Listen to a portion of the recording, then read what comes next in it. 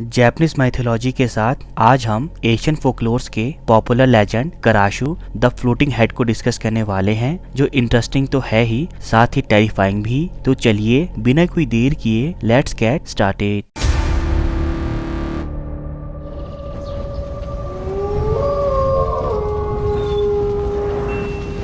कराशो एक female nocturnal spirit है जिसका साउथ ईस्ट एशियन फोकलोर से डायरेक्ट कनेक्शन है।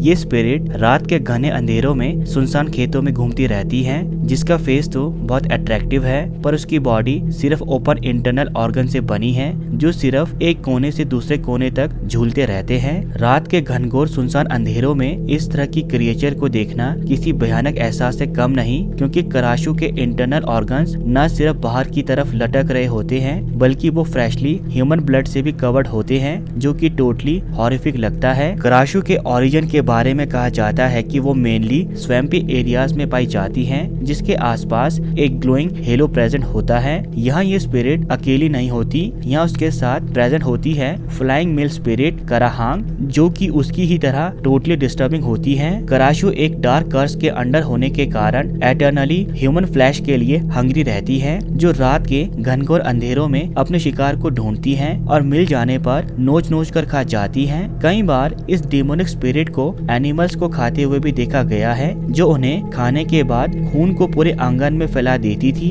अपने शिकार पर जाने से पहले कराशु हर रात अपनी हेडलेस बॉडी को एक सेफ प्लेस में छुपा देती थी ताकि सनराइज होने से पहले वो यहाँ पहुँच सके।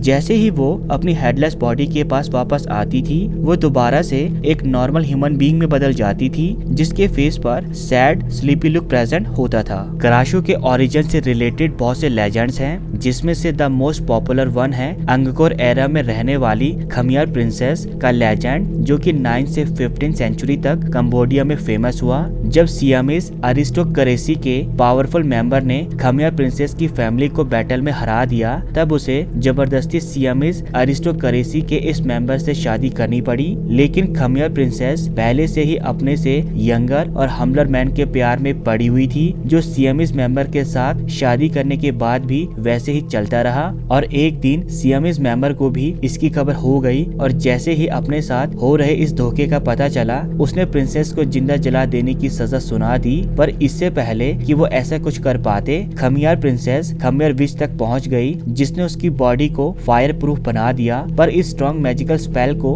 वर्क करने में देर लग गई और फायर ने प्रिंसेस की बॉडी को जला दिया। बचा तो सिर्फ इंटरनल ऑर्गन्स और उसका हेड, जिसके कारण वो इवल कराशु में चेंज हो गई। एक दूसरे लेजेंड के मुताबिक कराशु एक वेल्थी वुमेन थी, जो अपने सिर और गले में ब्लैक रिबन बांध कर रखती थी।